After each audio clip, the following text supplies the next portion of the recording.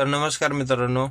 आपल्याला जायचं होतं कडालच्या तळ्याला. बैल धुवायची होती आज, कारण पेरणी करून आता बैल पण दमलेत आणि त्यांना फ्रेश करायचं म्हटलं तर आता पवनीशिवाय पर्याय नाही. पवनी टाकले की बैल फ्रेश होत्यात, सगळं अंग सैल होतंय. त्यामुळे पवनी टाकायला चाललोय आणि बैल झोपल्यात आता बदलून. आणि मोठी धुडकी लावून आपण आलोय आता. आणि तळ्यावर येऊन पोचलो, मी आणि भाऊ आलता माझा. आणि त्यानंतर आता कडालचं तळं दाखवतोच तुम्हाला. हे आता जॅकवेल बांधले बघा, आता सध्याच झालंय.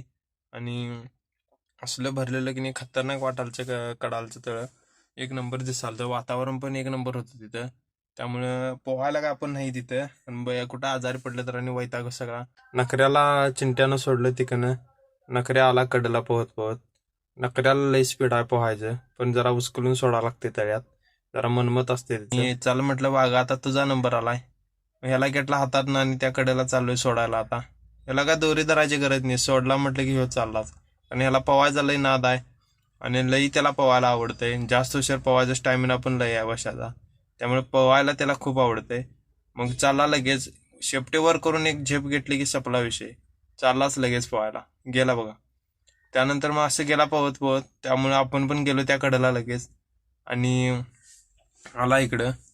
मग दोघांना पण घेतलं धुवून आणि उभं केली बाहेर आणून. जरा चारायला पण सोडली आणि वाळूपर्यंत थांबलो तिथं. वाळून झालं त्यानंतर मग असं बांधून घेतलेलं तिथं. हिची लई नाटके असतात, दुसरा माणूस चालत नाही. बंदुकीतनं गोळी जशी येते तसं मारायला येते.